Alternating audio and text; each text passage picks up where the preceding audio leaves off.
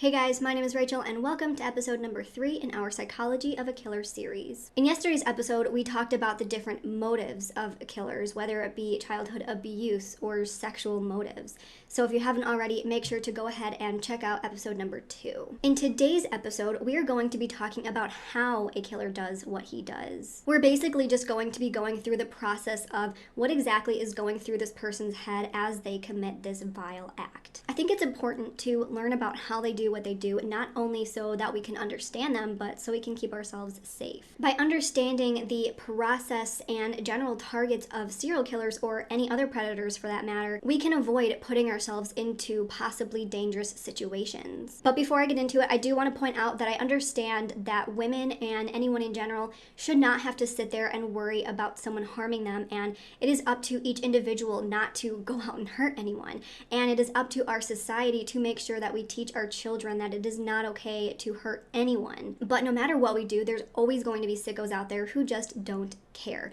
They don't care what they were told. They don't care that they shouldn't hurt women or anyone, and they're just going to do it anyways. So no matter what, I think it's in all of our best interests to just take the precautions to keep ourselves safe in general. I also want to point out that it is very, very, very unlikely that any of you will be the victim of some horrible, heinous killer or anything like that, but it's still responsible to just make sure that you're aware of your surroundings and doing what you can to keep yourself safe. So anyways, with all of that being said, let's get into how a serial killer does what they do. So first, let's talk about a serial killer's triggers. What exactly triggers a serial killer to go off? Well, most of the time, a killer is triggered by a specific type of victim. Now, this isn't a blanket statement for every killer out there. Some killers just choose their victims at complete random, but most killers do have a very specific type of victim. For example, we all know that Ted Bundy chose pretty college-age brunettes most of the time. Others are triggered by young boys and girls. Others choose people that maybe resemble someone that they resent in their real life. For example, if someone had some very deep-seated resentment against their mother,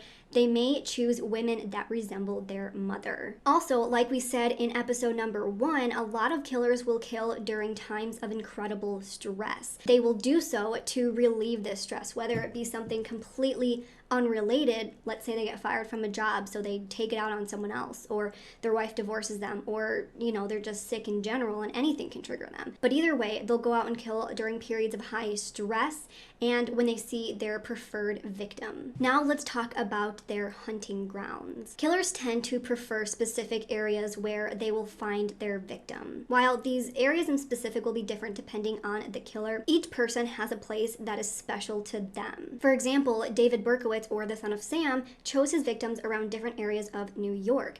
That's where he was most comfortable. One reason that they choose specific areas to stick in is simply because that's where they find their preferred victims. Another reason might be because they want to stay in places that are close to home, places that they are comfortable with. They want to feel confident and in control, so they will stay in places that they know best. They want to know the lay of the land and the best spots to attack without being noticed or traced.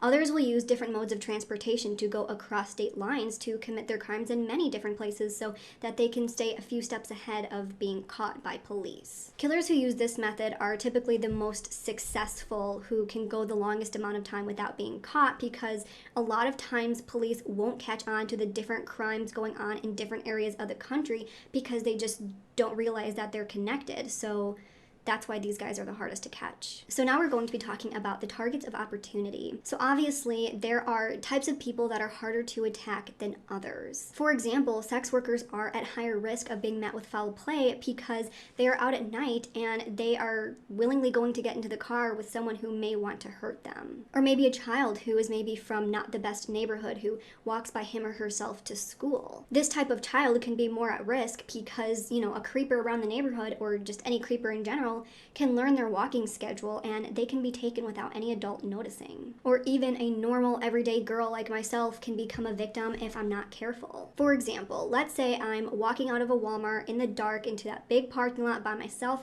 and I'm just staring down at my phone, not paying attention. By doing this, I could be putting myself at risk. So then on the other hand, a child who is walking with a group of other children or with an adult is less likely to be taken by a creep because they're not going to risk that. They're not going to risk someone blatantly blatantly seeing them taking a child right in front of them and then being immediately caught. Or, using myself as an example, if I'm walking confidently, being aware of my surroundings, I make myself less of a target because they're looking for people who maybe aren't really paying attention because they're easy to grab without trouble. So there's just kind of a side note on how to keep yourself safe. I do plan on making a video about techniques of keeping yourself safe, but for now, just looking confident, being aware of your surroundings, looking around, not looking down at your phone, things like that, you can already put yourself at less risk. But either way, as we know, serial killers have their targets of opportunity and they will pick the easiest ones. So yes, serial killers do have their preferred target, but they will still choose the easiest one to get a hold of. If someone wants a child,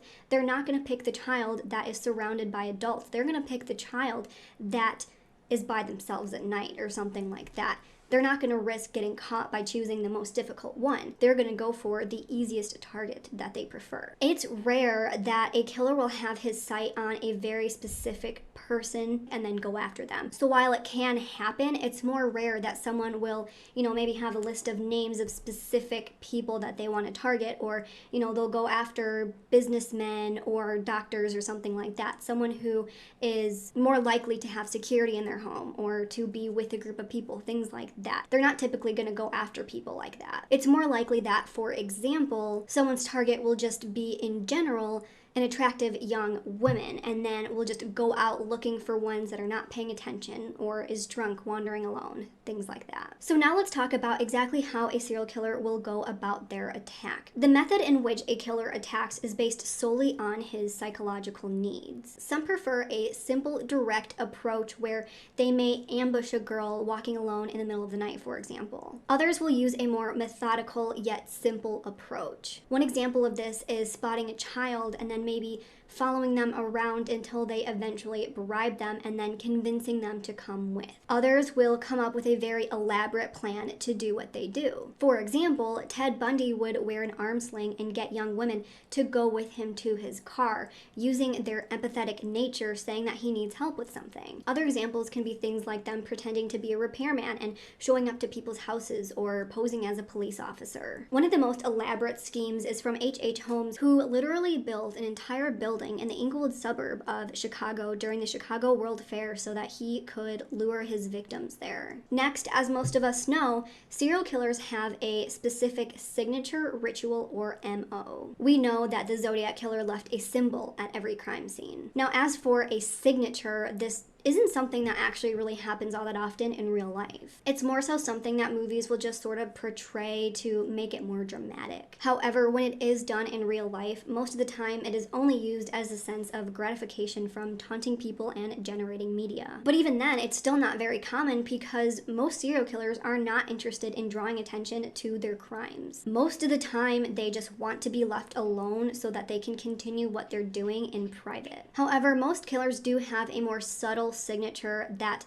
they aren't necessarily leaving behind on purpose. These signatures are more so just a unique psychological characteristic that they possess. Most killers have a very specific act of violence that they will do towards their victims. Their victims are usually killed in a very specific way, and it's rare that they will stray far away from that way that they're used to. So without necessarily leaving behind a card or symbol, they are leaving behind a mark that is showing that it's them. This is what investigators will use to try and create a profile for their suspect. They will use this killer's specific ritual or signature to come up with a psychological profile to try and trace their steps. The next thing we're going to be talking about is how a killer disposes of his victims' bodies. The way he does this is a big tell of his MO. Some killers actually enjoy the process of disposing a body, but for many others, they just do it for practical reasons so they don't get caught. I don't want to get into specifics of how a lot of killers choose to dispose their bodies because it can get so graphic, but most of the time it's just done to conceal what they've done. So basically they just do it because they have to, while others take pleasure in the process. Think of Jeffrey Dahmer. He definitely enjoyed the process. Others prefer to stay nearby their victims, so they'll bury them in their own backyards or put them somewhere that they can visit often. Whether they do something like this tells us a lot about the kind of killer that we are dealing with. So that is basically what is going through a killer's mind when they are committing these types of crimes and after. We know that what they do is rooted solely in their individual psyche. However, something that I would kind of like to know more about and look more into is about the connections between different kind of psyches and how that affects the process in which a killer does what they do. Is there something that maybe sexually motivated killers have in common on what they do? Is there something in common with people who do it for money on how they dispose their victims? That is definitely something that I will be looking more into. So that is it for today's episode. Tomorrow we are going to be getting into the first actual story of a serial killer and his history. The guy that we are going to be talking about tomorrow is probably one of the most appalling and vile killers that I've ever heard of. It is a truly disturbing story, and I honestly did not realize how disturbing it got until I was already like 5 hours into the research.